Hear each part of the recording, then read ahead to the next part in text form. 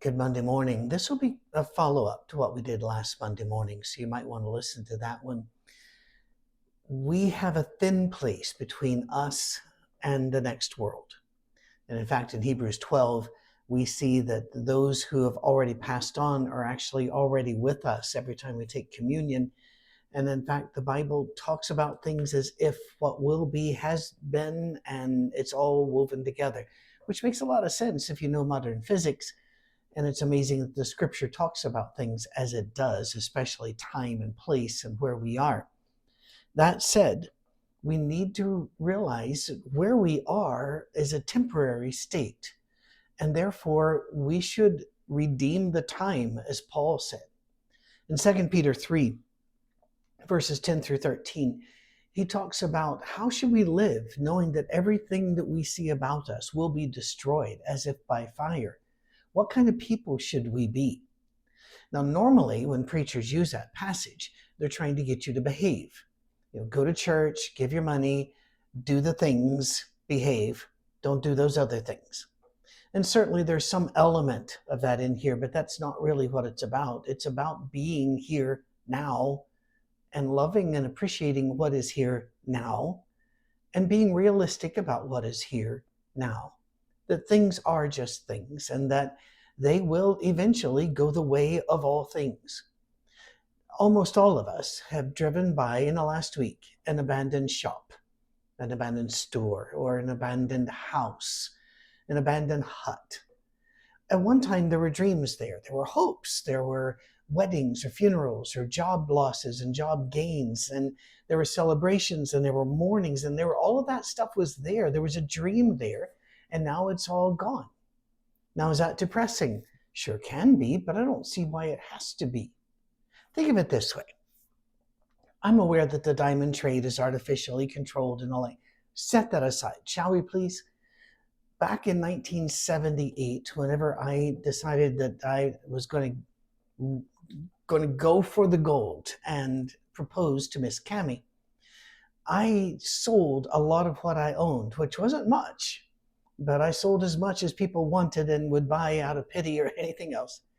Went to a shop, picked out a ring, and laid out the cash there. I had no credit card. I had no credit. I was just a poor young man, but I found the one and wanted to do what I could with it. Now, since that time, my wife has never let me upgrade that diamond. It's a tiny diamond. It can be seen with modern electron microscopes.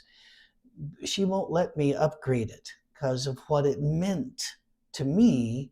That meant it meant something to her. Now, had I just decided to do a joke gift, a ring pop, a little candy thing, or, put a Band-Aid on there and draw a little diamond on it and say, there you go, would not have had the same effect. Why?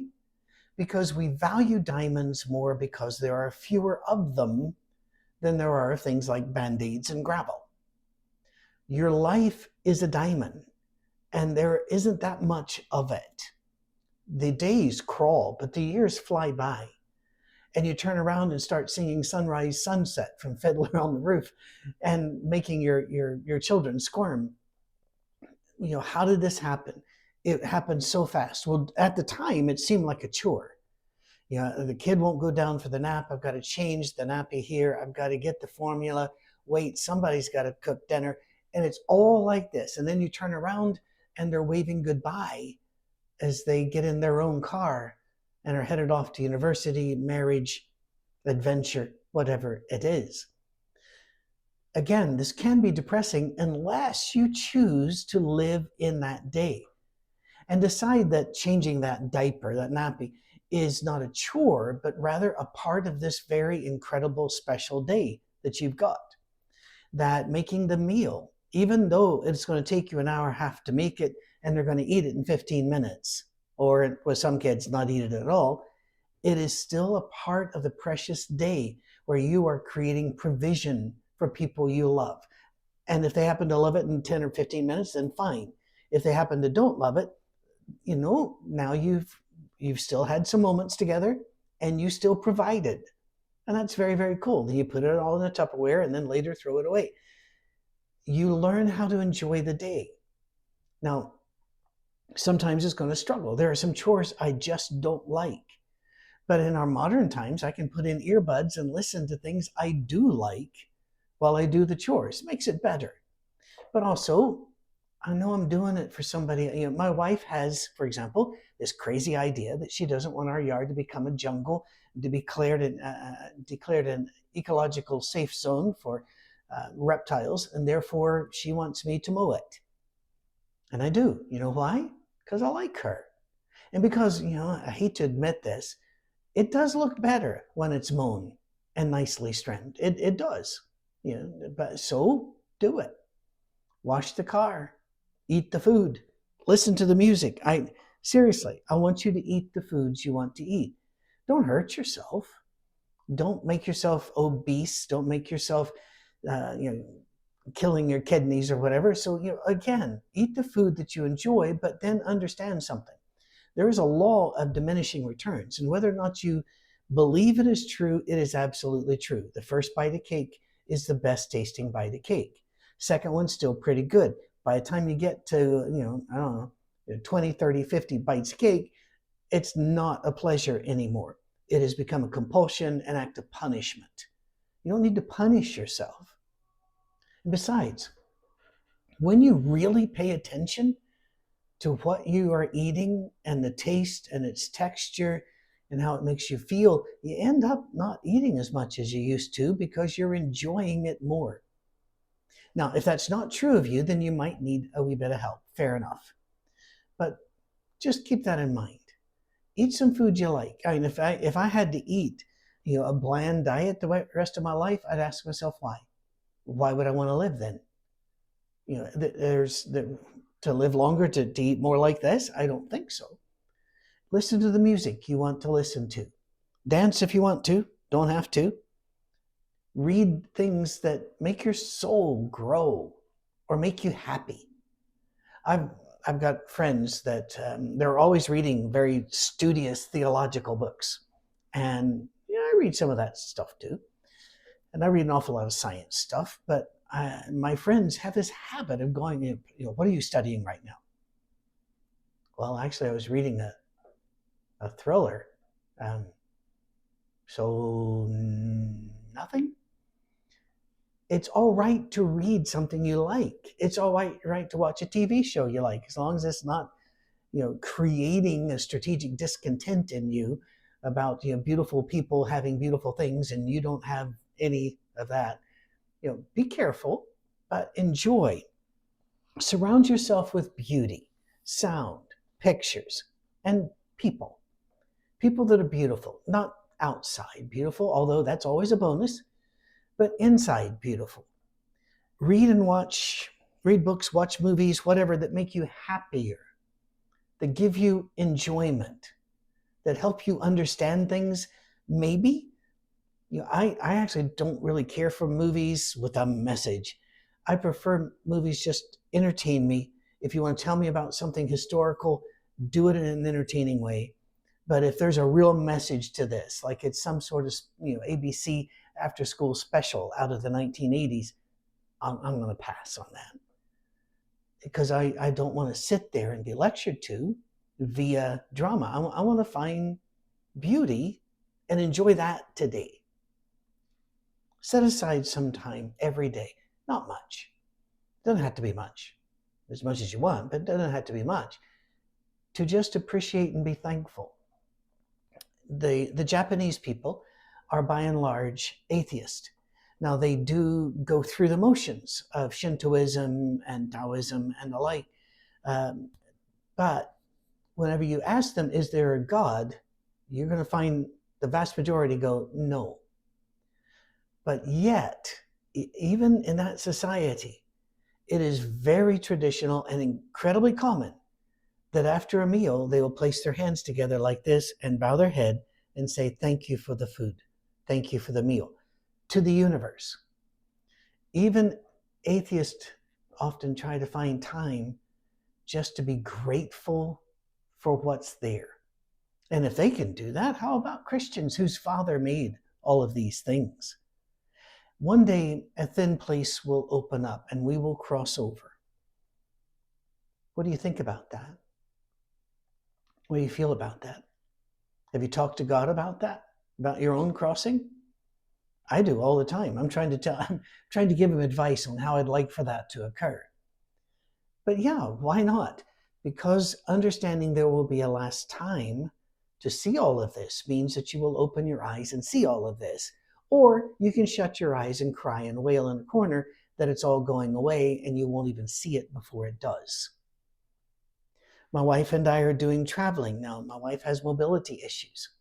She was a figure skater for decades and a skier out in Colorado where she was raised. And her bones aren't what they used to be. And she has a condition where we can't fix that. So we've looked at each other and said, you know something, a lot of our options are lower now, but that doesn't mean we don't have options. We need to travel now because we don't know that we have a later. We need to go now.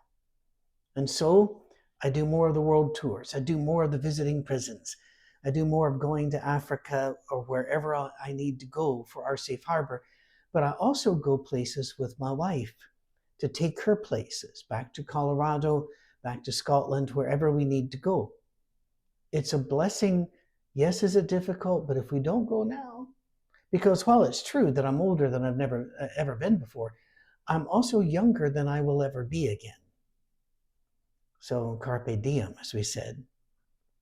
Sometimes we have planned reflection built into our calendar. It might be Memorial Day or Christmas or something where we take a moment to really reflect on something. And that's great. I would say just build that into your life, that thankfulness, a life lived with contentment and thankfulness, Scripture says, will bring us great joy. Contentment, thankfulness. But more than this, let us remember that we're journeying to the thin place, but we're not there yet. So let's enjoy what is here and what God has given us.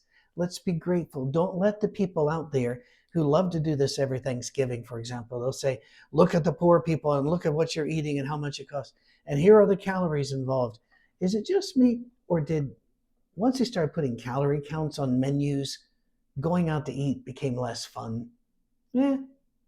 Why would they do that? Well, the government wanted to fight obesity. How's that working? Well, obesity isn't because we're going out to eat. It's because of a lot of other factors. In fact, if you're thinking it's just eating too much, no. There are so many factors, psychological, physiological. There might even be virological. Yeah, viruses involved in this.